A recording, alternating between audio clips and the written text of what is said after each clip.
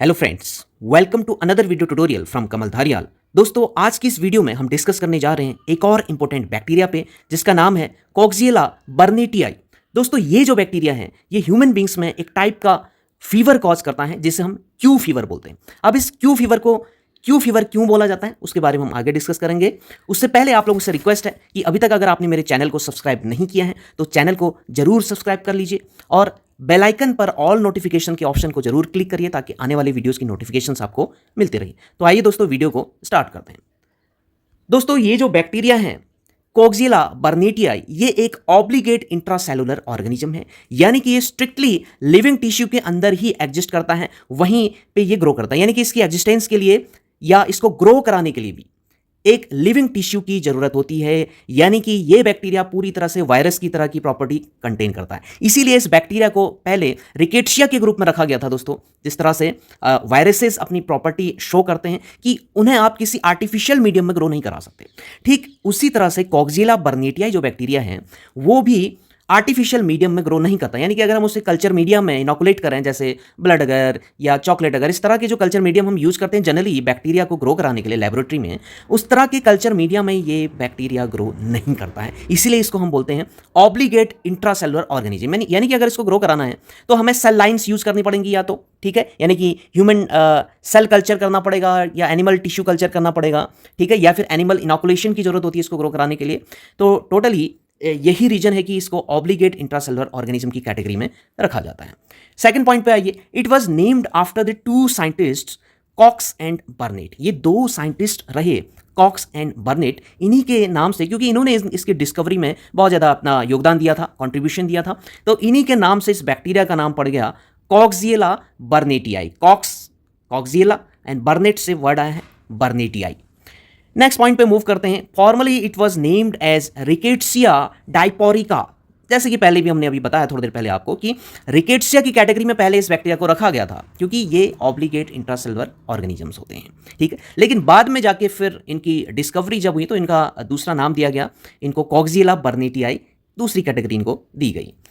It causes a zoonotic infections in human beings known as Q fever.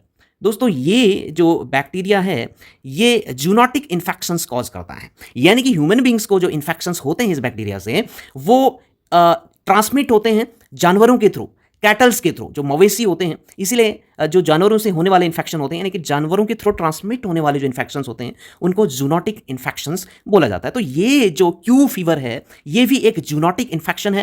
Human beings में ये animals के through ही transmit होता है। इसके लिए जो कैरियर्स हैं या हम बोल सकते हैं जो सोर्सेज हैं उनमें मोस्ट कॉमनली हमारे कैटल्स आ जाते हैं, गोट्स आ जाती हैं, शीप्स आ जाते हैं। आगे हम उन पॉइंट्स पे भी डिस्कस करते रहेंगे। तो ये कंप्लीटली क्या है, जूनोटिक इन्फेक्शन है। For long period, the causative agent of the disease was unknown, hence was referred to as query और क्यू फीवर। अभी थोड़ी देर पहले हम स्टार्टिंग में आपसे बात कर रहे थे कि इसको क्यू फीवर क्यों बोला जाता है। क्यू फीवर के पीछे कोई बहुत बड़ी मिस्ट्री नहीं है दोस्तों। इसका क्योंकि ये जो इन्फेक्शंस थे, ये जूनोटिक टाइप के जो इन्फेक्शंस थे, उनका कॉजेटिव एजेंट फॉर्मरली यानी कि पहले काफ़ी टाइम तक अननोन रहा। जब तक उसकी डिस्कवरी नहीं हुई, जब तक उस पर कोई वर्क नहीं किया गया, तब तक इसका जो कॉजेटिव एजेंट था वो अननोन था। बाद में जब धीरे धीरे इस पर वर्कआउट हुआ तो भले इसका क्यू फीवर नाम दे दिया। ये क्यू फीवर क्यों दिया, क्योंकि ये क्वेरी रह गई थी, क्योंकि इसका रीजन, इसका कॉजेटिव एजेंट अननोन था। तो एडवर्ड डेरिक नाम के एक साइंटिस्ट थे, उन्होंने इसका नाम क्वेरी से ही क्यू फीवर रख दिया। यानी कि क्वेरी का उन्होंने क्यू ले लिया और उसी से क्यू फीवर इसको नाम दे दिया। तो कोई बहुत बड़ी बात नहीं है, क्वेरी से इसका नाम आ गया क्यू फीवर। Got it. आगे मूव करेंगे इसके कुछ मॉर्फोलॉजिकल पॉइंट्स पे। दोस्तों, जैसा कि पहले भी हमने आपको बताया कि इस बैक्टीरिया को पहले रिकेट्सिया के ग्रुप में रखा गया था क्योंकि मॉर्फोलॉजिकली ये रिकेट्सिया से रिजेंबल करता है, लेकिन कुछ जेनेटिक और कुछ फिजियोलॉजिकल वेरिएशंस की वजह से इसकी कैटेगरी को अलग कर दिया गया। हालांकि ये रिकेट्सिया की तरह दिखता है, लेकिन कुछ जो जेनेटिक और फिजियोलॉजिकल डिफरेंसेस, जो वेरिएशंस देखे गए स्टडी के दौरान, उनके बेस पे इसको अलग जीनस इसका दे दिया गया, इसका जेनरा चेंज कर दिया गया। जेनरा क्या बन गया, कोक्सिएला। ठीक, क्लियर। अब इस बैक्टीरिया को अगर हम देखें कि ये कोक्सिएला बर्नेटियाई क्या है, ये एक स्मॉल प्लियोमॉर्फिक ग्राम नेगेटिव कोकोबैसिलस है। स्मॉल है, बहुत छोटे होते हैं। प्लियोमॉर्फिक का मतलब होता है कोई भी शेप ले सकते हैं। प्लियोमॉर्फिज्म ये एक प्रॉपर्टी होती है कि बैक्टीरिया को कोई एक फिक्स शेप नहीं होता, यानी कि हम उसको ना कोकाई बोल सकते हैं, ना हम उसे बेसिलाई बोल सकते हैं। तो वो कभी कोकस के फॉर्म में रहेगा, कहीं कभी बेसिलस के फॉर्म में भी हो सकता है, या फिर कोको बेसिलरी फॉर्म में हो सकता है। ठीक है, तो इसीलिए ये प्लियोमॉर्फिज्म शो करते हैं, that's why they are known as pleomorphic bacteria. तो अगर ग्राम स्टेनिंग के बेस पे देखें तो ग्राम नेगेटिव होते हैं, ठीक, लेकिन शेप इनकी कोई फिक्स शेप नहीं है, कोको बेसिलस की तरह के हो सकते हैं, प्लियोमॉर्फिज्म शो करते हैं। अगर मोटिलिटी की बात करें तो ये नॉन मोटाइल होते हैं, कोई फ्लैजेला इनमें प्रेजेंट नहीं होते हैं। और ये जो बैक्टीरिया होता है दोस्तों, ये हाईली रेजिस्टेंस होता है एनवायरमेंटल स्ट्रेसेस के लिए, जैसे कि हाई टेम्परेचर, ऑस्मोटिक प्रेशर, या फिर अल्ट्रावायलेट जो लाइट्स होती हैं उनके लिए ये हाईली रेजिस्टेंट होता है बैक्टीरिया। Got it? इसीलिए इसको स्टरलाइज करना या इसको रिमूव करना इतना आसान नहीं होता। Got it? तो आगे अगर हम इसकी मॉर्फोलॉजी देखें, इसकी अपीयरेंस अगर आप देखें, तो इस तरह का ये बैक्टीरिया अपीयर होता है, इस तरह से आपको विजुलाइज होता है, कोकोबेसिलरी टाइप का आपको दिख रहा है। आगे हम बात करेंगे इन्फेक्शन के सोर्सेज की, कि क्यू फीवर के लिए जो सोर्सेज हैं, मेनली कौन कौन से सोर्सेज हैं। जैसा कि पहले ही हमने आपको बताया कि एक जूनोटिक इन्फेक्शन है, जूनोटिक डिजीज है। तो जूनोटिक इन्फेक्शंस में जो इसके सोर्सेज हैं, प्राइमरीली सोर्सेज ह्यूमन बींग्स के लिए इन्फेक्टेड कैटल्स, शीप्स और गोट्स बन जाते हैं। तो ये जो एनिमल्स आप देख रहे हैं, they all are sources for the Q fever infection. तो ह्यूमन बींग्स में जो इन्फेक्शन ट्रांसमिट होते हैं वो इन्हीं के थ्रू होते हैं। Wild animals and ticks are the reservoir for the infection. जो वाइल्ड एनिमल्स होते हैं या टिक्स हैं, वो इसके लिए रिजर्वायर हो सकते हैं।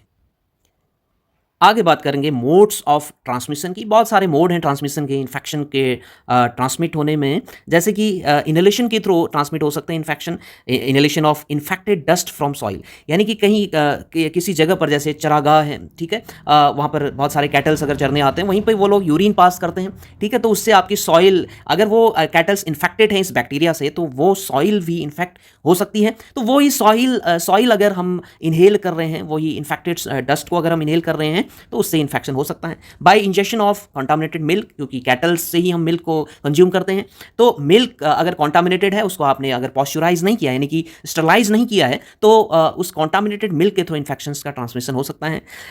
और रेयरली ट्रांसप्लेसेंटल भी हो सकता है ट्रांसमिशन, ठीक है, या फिर ब्लड ट्रांसफ्यूजन से हो सकता है, या कभी कभी स्किन पे एब्रेशंस आने की वजह से, कट लगने की वजह से, अगर कॉन्टामिनेटेड चीज़ के कॉन्टैक्ट में अगर आपका वो एब्रेशन आता है, तो तब इन्फेक्शन हो सकता है, या ट्रांसप्लेसेंटली हो सकता है, यानी कि चाइल्ड बर्थ के दौरान भी होने वाले बच्चे को इन्फेक्शन हो सकता है अगर मदर उसकी इन्फेक्टेड है। तो ये जो मोड्स हैं, ये रेयर मोड्स हैं। मोस्टली ये इनहेलेशन या इंजेक्शन ऑफ कंटामिनेटेड फूड या मिल्क, या फिर आपका इनहेलेशन ऑफ इन्फेक्टेड डस्ट की वजह से होता है।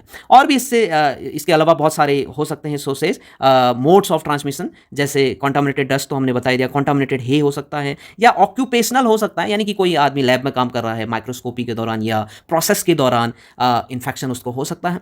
ठीक है, टिक्स को तो हमने आपको बताया कि ये रिजर्वायर का काम करते हैं। कंटामिनेटेड फूड या वाटर, कंटामिनेटेड मेल से हो सकता है, या ब्लड ट्रांसफ्यूजन हमने आपको बताया रेयर है। सेक्सुअल ट्रांसमिशन भी बहुत ज़्यादा रेयर है। ठीक है, तो ये कुछ कॉमन से हैं मोड्स इसके ट्रांसमिशन के। आगे बढ़ने से पहले थोड़ा सा इसका जियोग्राफिकल डिस्ट्रीब्यूशन पे बात कर लेते हैं। दोस्तों, ये जो क्यू फीवर है, क्यू फीवर वैसे तो एंडेमिक रहता है, मोस्ट ऑफ द कंट्रीज़ में एंडेमिक है, लेकिन न्यूजीलैंड और अंटार्कटिका की अगर बात करें तो वहाँ पे ये क्यू फीवर एग्जिस्ट नहीं करता है। एक स्टडी के अकॉर्डिंगली मैं आपको ये बता रहा हूँ, एक स्टडी हुई थी न्यूजीलैंड में 1990, 91 और 93 में स्टडी हुई थी, जिसमें ये देखा गया कि बहुत सारे बोवाइंस और बहुत सारे कैटल्स पर उसमें एक्सपेरिमेंट किया गया, यानी कि सैम्पलिंग की गई, और उनमें देखा गया तो ये पाया कि वहाँ पर कॉक्सियला बर्नेटियाई की एग्जिस्टेंस नहीं थी। तो यानी कि क्यू फीवर होने के चांस नहीं है वहाँ पर, न्यूजीलैंड और अंटार्कटिका में। लेकिन इंडिया में, जहाँ पर बहुत सारे पोल्ट्री फार्म्स, या हम बोल सकते हैं हस्बेंड्री, एनिमल हस्बेंड्री जहाँ पर की जाती है, पोल्ट्री तो नहीं बात करेंगे क्योंकि ज़्यादातर कैटल से होने के चांसेस हैं, तो यहाँ पर बहुत सारे जैसे एनिमल हस्बेंड्री के फार्म्स होते हैं, तो यहाँ पर बहुत से लोग डेयरी प्रोडक्ट्स का काम करते हैं, तो यहाँ पर एग्जिस्टेंस होना तो कॉमन सी बात है। तो इंडिया में देखा गया कि जहाँ पर ये फार्मिंग का काम बहुत ज़्यादा किया जाता है, जहाँ पे एनिमल फार्मिंग की जाती है, गौशाला वगैरह रहते हैं, तो वहाँ पर ज़्यादा एग्जिस्टेंस इस इन्फेक्शंस की देखी गई। जैसे राजस्थान में देखा गया, पंजाब, हरियाणा, दिल्ली, इन जगहों पे देखा गया। 2019 की एक स्टडी में देखा गया कि उसमें 178 एक्यूट केसेस मिले, इसके एक्यूट इन्फेक्शन के केसेस मिले, और 34 केसेस क्रॉनिक क्यू फीवर के देखे गए हैं। ये डेटा हमने गूगल से लिया हुआ है।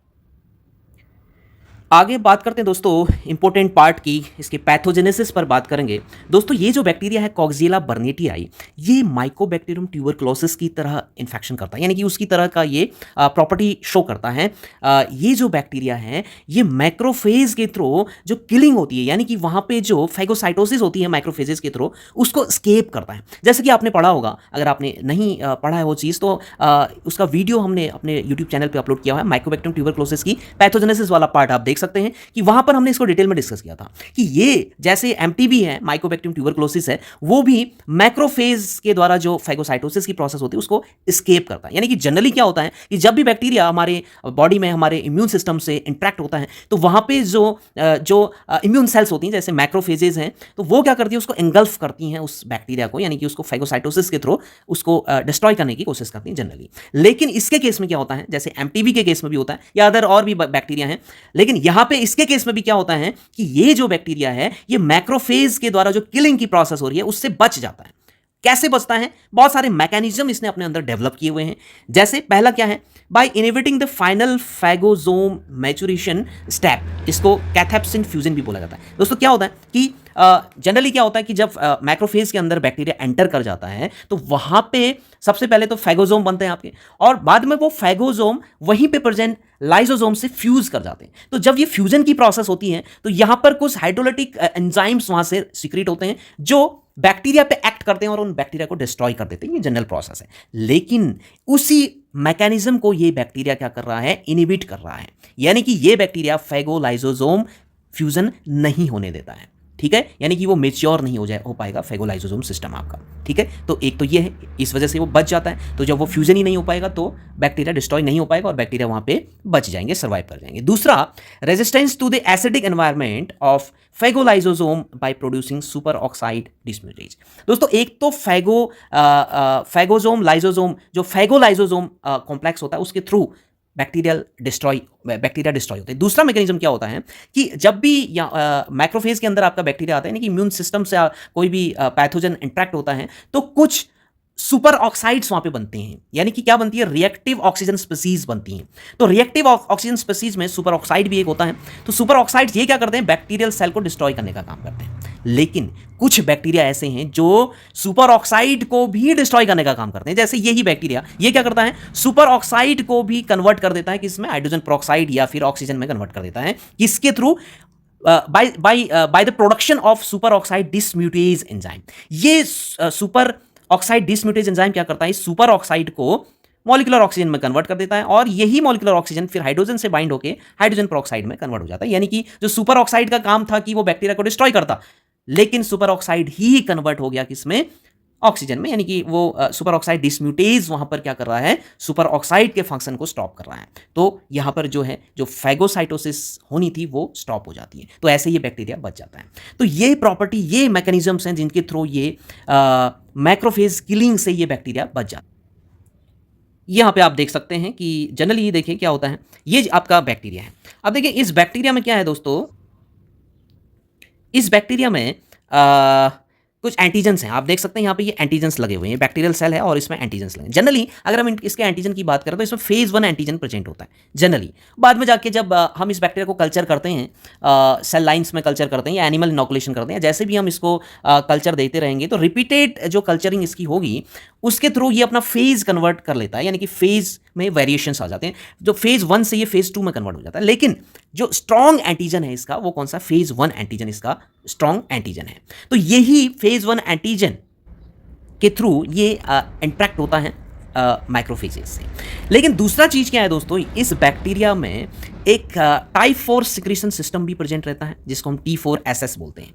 इसके थ्रू भी ये क्या करता है, इम्यून रिस्पॉन्स को डिस्टर्ब करता है। ये जो टाइप 4 सिक्रीशन सिस्टम है दोस्तों, ये इम्यून रिस्पॉन्स को डिस्टर्ब करता है, यानी कि इसके अगेंस्ट, इस बैक्टीरिया के अगेंस्ट हमारा जो इम्यून सिस्टम है, जो इम्यून सेल्स हैं जैसे मैक्रोफेजेस हैं, वो रिस्पॉन्स ही नहीं करेंगी। तो जिसके थ्रू क्या होगा, ये बैक्टीरिया वहां पे स्केप कर जाता है, बच जाता है। ठीक है। दूसरा क्या होता है दोस्तों कि ये जो बैक्टीरिया है, आपको पता है कि ग्राम नेगेटिव बैक्टीरिया है, और ग्राम नेगेटिव बैक्टीरिया में जो आउटर मेम्ब्रेन होती है, उसकी सेल वॉल की जो आउटर मेम्ब्रेन होती है, आपने ग्राम नेगेटिव की सेल वॉल अगर देखी हो तो थोड़ी सी टिपिकल और थोड़ी सी कॉम्प्लेक्स सेल वॉल होती है ग्राम नेगेटिव बैक्टीरिया की। उसमें क्या होता है, एक तो इनर सेल मेम्ब्रेन होती है, यानी कि सेल वॉल में ही एक इनर मेम्ब्रेन होती है और दूसरी आउटर मेम्ब्रेन होती है। तो आउटर मेम्ब्रेन पे आपने अगर देखा हो तो वहीं पे एलपीएस प्रेजेंट रहता है, यानी कि लिपोपॉलीसेकेराइड्स प्रेजेंट रहते हैं। उन्हीं में एंडोटॉक्सिन्स भी प्रेजेंट रहते हैं लिपिड ए की फॉर्म में। तो ये जो लिपोपॉलीसेकेराइड है ये भी फैगोलाइजोसोमल जो फ्यूजन है, यानी कि फैगोसोम और लाइजोसोम का जो फ्यूजन होता है उसको इनहिबिट करता है।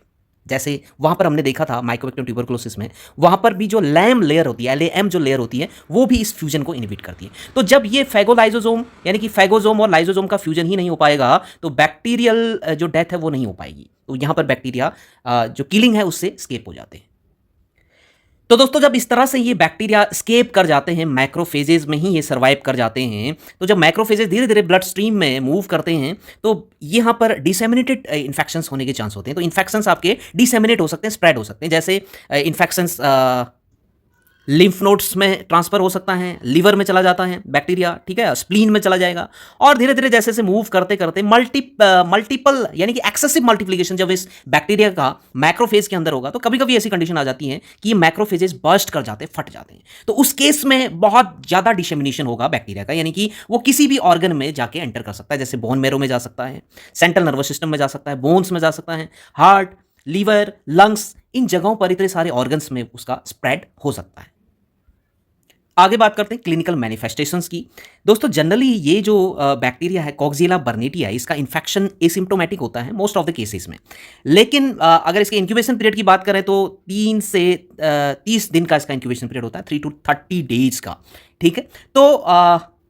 तो इंक्यूबेशन पीरियड के बाद जब ये बैक्टीरिया सिम्टम्स डेवलप करेगा पेशेंट्स में, तो शुरुआत में जो फेज होता है वो एक्यूट फेज होता है, वो आपको पता ही है। तो शुरुआत में क्या होगा, एक्यूट क्यू फीवर डेवलप होगा पेशेंट में, ठीक है। उसमें क्या होता है दोस्तों, उसमें जनरली हेपेटाइटिस के सिम्टम्स आते हैं, ठीक है, और सेंट्रल नर्वस सिस्टम की प्रॉब्लम आती है, पेरिकार्डाइटिस, मायोकार्डाइटिस, इस तरह के सिम्टम्स, इस तरह के कंप्लेंट्स पेशेंट में हो सकती है।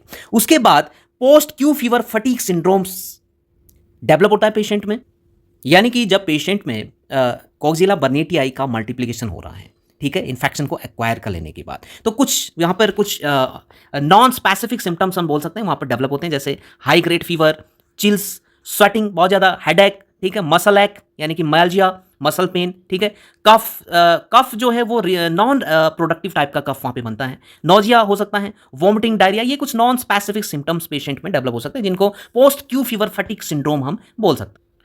और दोस्तों जैसा कि आपको पता है कि ये बैक्टीरिया मैक्रोफेज किलिंग को स्केप करता है, तो इसमें कैपेबिलिटी होती है कि लेटेंट फेज में भी रह सकता है, लेटेंसी शो करता है। कॉक्सियला बर्नेटियाई में remain in latent phase in the tissues of patients for 2 to 3 years, 2 से 3 साल तक ये लेटेंट फेज में रह सकता है, यानी कि डॉर्मेंट फेज में रहेगा, वहां पर कोई इन्फेक्शन कॉज नहीं करेगा, लेकिन पेशेंट के अंदर वो बना रहेगा। तो 2-3 साल तक ये लेटेंसी शो कर सकता है। उसके बाद धीरे धीरे क्रॉनिक क्यू फीवर की प्रॉब्लम आएगी। अगर आपके बॉडी के अंदर बैक्टीरिया बना हुआ है तो क्रॉनिक क्यू फीवर कॉज कर सकता है। Chronic Q fever is characterised by chronic cough. उसमें क्या होगा, लंबे समय तक आपको खांसी की प्रॉब्लम रहेगी पेशेंट में, लंबे समय तक खांसी उसमें बनी रहेगी। फ्रीक्वेंट हेडेक, कभी भी हेडेक हो सकता है, फ्रीक्वेंटली बार बार हेडेक होना, बहुत तेज सर दर्द होना। इंटरमिटेंट फीवर, बार बार कुछ गैप के बाद फीवर आना। इंटरमिटेंट का मतलब है कुछ शॉर्ट गैप के बाद फीवर का आना। इन्फेक्टिव एंडोकार्डाइटिस, दोस्तों ये जो इन्फेक्टिव एंडोकार्डाइटिस है ये मेजर सिम्टम है क्रॉनिक क्यू फीवर का। Got it. तो एंडोकार्डाइटिस किन में ज्यादा होने के चांस होते हैं, usually in patients underlying valvular heart disease, यानी कि जिन लोगों ने अपना जो वाल्व हैं वो उनका रिप्लेसमेंट, या कोई भी हार्ट से रिलेटेड यानी कि हार्ट के जो वाल्व्स होते हैं उससे रिलेटेड कोई सर्जरी अगर पेशेंट की हुई हो तो उनमें ज़्यादा चांस होते हैं इन्फेक्टिव एंडोकार्डाइटिस होने के इस बैक्टीरिया से। या फिर उन पेशेंट्स में जो इम्यूनोसप्रेशन के कंडीशन में होते हैं, यानी कि उनका इम्यून सिस्टम बहुत ज़्यादा वीक होता है। आगे थोड़ा सा बात करते हैं दोस्तों इसके एंटीजेनिक वेरिएशन की, यानी कि इसको हम फेज वेरिएशन भी बोलते हैं। दोस्तों ये जो बैक्टीरिया है इसमें हमने आपको बताया कि ग्राम नेगेटिव बैक्टीरिया है, यानी कि इसमें एलपीएस की लेयर प्रेजेंट रहेगी, लिपोपॉलीसेकेराइड। तो ये लिपोपॉलीसेकेराइड कुछ फेज वेरिएशन शो करता है कभी कभी। जैसे कि हम देखें, अगर फ्रेश आइसोलेट्स की अगर बात करें तो इस बैक्टीरिया के जो फ्रेश आइसोलेट्स हैं उनमें फेज 1 एंटीजन प्रेजेंट रहेगा। फेज 1 एंटीजन, यानी कि फेज 1 एंटीजन हमने आपको पहले भी बताया कि फेज 1 एंटीजन स्ट्रॉन्ग एंटीजन है। तो ये क्या होता है कि ये बहुत तरह के माइक्रोफेज स्कैपिंग भी करता है, और इनमें जो होते हैं आपके टाइप 4 सिक्रीशन सिस्टम भी रहता है, T4SS ठीक है, वो भी प्रेजेंट रहता है। तो ये जो एंटीजेंस हैं ये इजीली एंटीबॉडीज से बाइंड नहीं करते हैं।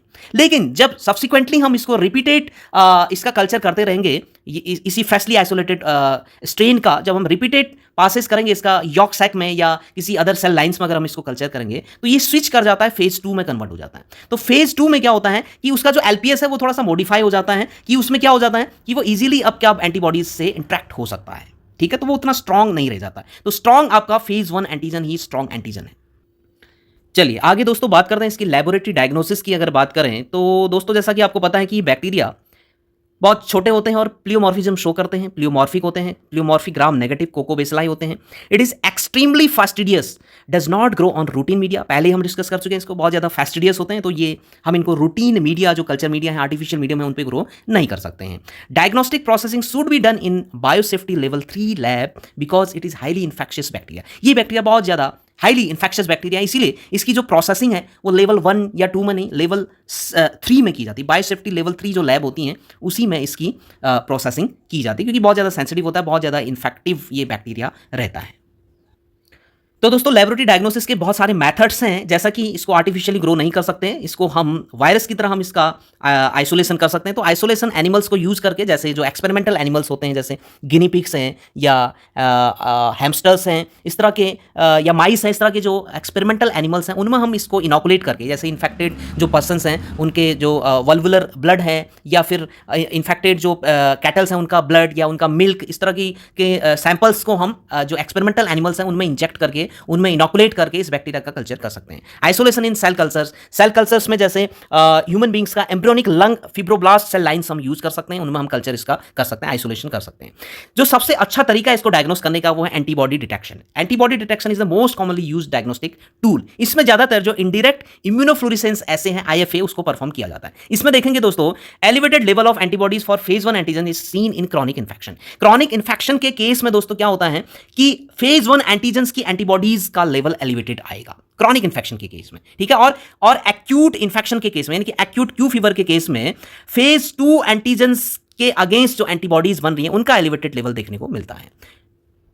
नेक्स्ट पॉइंट पे आएंगे तो आईजीएम जो एंटीबॉडीज हैं वो अपीयर होती हैं 7 to 10 days of infection, followed by IgG antibodies appears after 14 to 20 days of infection. जैसा कि आपको पहले से पता है कि ये कॉमन सा फंडा है कि जो आईजीएम एंटीबॉडीज होती है इन्फेक्शन के बाद सबसे पहले अपीयर होने वाली एंटीबॉडीज होती है, और आईजीजी जो एंटीबॉडीज होती है वो लेट अपीयर होती है और लॉन्ग लास्टिंग होती है। तो आईजीएम जो एंटीबॉडीज हैं इसके केस में वो 7 से 10 दिन के में ही आपकी डेवलप हो जाती है इन्फेक्शन के बाद। लेकिन जो आईजीजी एंटीबॉडीज हैं वो जब धीरे धीरे आईजीएम एंटीबॉडीज डिजअपियर होना स्टार्ट होती हैं तो वहां से आईजीजी एंटीबॉडीज अपीयर होना स्टार्ट होती हैं, यानी कि 14 से 20 दिन के बाद ही आईजीजी एंटीबॉडीज डेवलप होती हैं।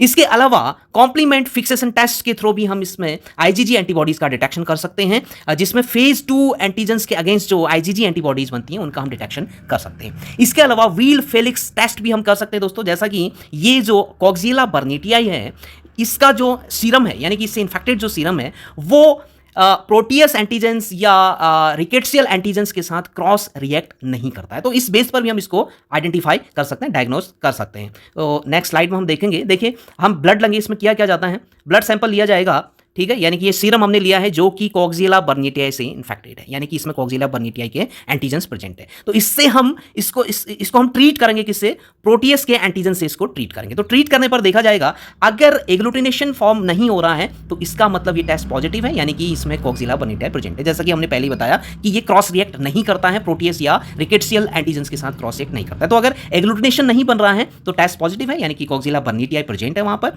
उसका इन्फेक्शन। और अगर एग्लूटिनेशन हो रहा है तो टेस्ट इज नेगेटिव, यानी कि वहां पर कॉक्सियला बर्नीटियाई नहीं है। नेक्स्ट मेथड है मॉलिकुलर मेथड से भी हम इसको डिटेक्ट कर सकते हैं, उसमें mostly PCR polymerase chain reaction के थ्रू इसको आइडेंटिफाई कर सकते हैं, जिसमें क्या होता है क्यू फीवर के जो एक्यूट क्यू फीवर के जो आइसोलेट्स हैं उनमें जो प्लाज्मिड प्रेजेंट रहता है वो प्लाज्मिड कौन सा है, QPH1 प्लाज्मिड उनमें प्रेजेंट रहता है। और क्रॉनिक केसेस से, यानी कि जैसे एंडोकार्डाइटिस का केस है, इन्फेक्शियस एंडोकार्डाइटिस का अगर केस है तो वो क्रॉनिक क्यू फीवर में आ जाता है। तो क्रॉनिक क्यू फीवर में हम देखेंगे उसके आइसोलेट्स से जो प्लाज्मिड मिलेंगे उनको वो मिलते हैं QPRS प्लाज्मिड मिलेंगे क्रॉनिक क्यू फीवर आइसोलेट्स। तो ये मॉलिकुलर तरीका है, बहुत अच्छा तरीका होता है, पीसीआर के थ्रू सबसे बेस्ट टेक्निक है किसी भी चीज को डायग्नोस करने के लिए पीसीआर। नाउ बात करेंगे इसके ट्रीटमेंट की। तो ट्रीटमेंट में दोस्तों जैसा कि आपको पता है कि कोई भी बैक्टीरियल इन्फेक्शन के केसेस होते हैं तो उनमें एंटीबायोटिक सेंसिटिविटी टेस्टिंग की जाती है जनरली जो भी हमें ट्रीटमेंट देना होता है, यानी कि जो एंटीबायोटिक्स चलानी होती हैं। लेकिन यहाँ पर कुछ एंटीबायोटिक्स हैं, जैसे एक्यूट क्यू फीवर में अगर हम देखें तो एक्यूट क्यू फीवर के केस में डॉक्सीसाइक्लिन दी जाती है। डॉक्सीसाइक्लिन दी जाती है 100 mg में दी जाती है और ट्वाइस ए डे, यानी कि 2 डोज लेनी होती है 100 mg की ट्वाइस ए डे, ठीक है, और 14 दिन तक ये ट्रीटमेंट लेना पड़ता है। क्रॉनिक क्यू फीवर में डॉक्सीसाइक्लिन के साथ ही हाइड्रोक्लोरोक्विन भी दी जाती है, क्योंकि ये जो हाइड्रोक्लोरोक्विन है ये दोस्तों इसका इफेक्ट क्या रहता है कि एक तो ये डॉक्सीसाइक्लिन का जो बैक्टीसाइडल एक्शन है उसको थोड़ा रेंडर कर देता है, उसको बूस्ट कर देता है। दूसरा हाइड्रोक्लोरोक्विन ये क्या करता है, जो फैगोलाइसोसोम है उसको एल्कलानाइज कर देता है, क्योंकि एसिडिक एनवायरनमेंट होने की वजह से वहाँ पर फ्यूजन नहीं हो पा रहा है, तो वो फ्यूजन भी ये करा सकता है जिसकी वजह से बैक्टीरियल डेथ हो सकती है। तो ये जो हाइड्रोक्सीक्लोरोक्विन है ये हेल्प करती है टू एल्कलानाइज द फैगोलाइसोसोम। तो इस तरह से हम ट्रीट कर सकते हैं। अब फाइनली बात करेंगे प्रिवेंशन की कि किस तरह से हम इसके इन्फेक्शन को रोक सकते हैं, यानी कि प्रोफाइलेक्टिक मीजर्स हम क्या यूज़ कर सकते हैं इसको रोकने के लिए। सबसे अच्छा तरीका वैक्सीनेशन कर सकते हैं दोस्तों। इसके लिए एक ही वैक्सीन है जिसको क्यूवैक्स बोला जाता है। ये एक इनएक्टिवेटेड होल सेल वैक्सीन है। ये एकमात्र लाइसेंस्ड वैक्सीन है इसके लिए। इसको रिकमेंड किया जाता है जो ऑक्यूपेशनल एक्सपोजर वर्कर्स होते हैं, एक्सपोज वर्कर्स होते हैं, जैसे जो एनिमल हस्बेंड्री डिपार्टमेंट में काम कर रहे हैं या जो फार्म वगैरह में काम कर रहे हैं जो वर्कर्स, ठीक है, यानी कि रेगुलरली जो लोग कैटल्स के कॉन्टैक्ट में हैं, जानवरों के कॉन्टैक्ट में, मवेशियों के कॉन्टैक्ट में हैं, तो उन्हीं पर्सनस को इस वैक्सीन से वैक्सीनेटेड किया जाता है। इसके अलावा good animal husbandry practices should be followed. जो एनिमल हस्बेंड्री प्रैक्टिसेस होती हैं जैसे कि proper disposal of the aborted material, यानी कि जो उनका अबॉटेड मटेरियल है उनका प्रॉपर डिस्पोजल के तरीके आपको पता हो, ठीक है, या फिर प्रॉपर हाइजीन का यूज़ करके, यानी जो एनिमल हस्बेंड्री के जो प्रैक्टिसेस होती हैं कि कैसे आपको एनिमल्स को हैंडलिंग करनी है पूरी प्रिकॉशन के साथ, वो अगर आपको पता है तो वो सारी चीज़ों को आप फॉलो करते हुए इस इन्फेक्शन से बच सकते हैं। इसके अलावा अगर आप मिल्क का कंजप्शन कर रहे हैं तो विदाउट पॉस्चराइजेशन मिल्क का कंजप्शन नहीं किया जाएगा और उससे भी आप बच सकते हैं। तो पॉस्चराइजेशन जो है मिल्क का वो फ्लैश मेथड से होना चाहिए, क्योंकि पॉस्चराइजेशन दो तरह से किया जाता है, एक तो फ्लैश मेथड और दूसरा होल्डर मेथड से। तो होल्डर मेथड में क्या होता है दोस्तों कि कॉक्सियला बर्नीटियाई जो है वो सर्वाइव कर जाता है, वो उसमें किलिंग नहीं हो पाती उसकी। तो इसलिए मिल्क का जो पॉस्चराइजेशन का प्रोसेस है वो फ्लैश मेथड से होना चाहिए ताकि वो बैक्टीरिया किल हो जाए। तो ये सारे प्रिवेंटिव मेजर्स हैं इसके इन्फेक्शन से बचने के लिए। तो दोस्तों आई होप कि आपके समझ में ये पूरा लेक्चर आया होगा। अगर आपके समझ में पूरा लेक्चर आया है तो प्लीज़ चैनल को जरूर सब्सक्राइब करिए और ज़्यादा से ज़्यादा वीडियो को शेयर करिए और बेल आइकन पर ऑल नोटिफिकेशन को जरूर क्लिक करिए ताकि आने वाले वीडियोज़ की नोटिफिकेशन आपको मिलती रहे। Thank you very much.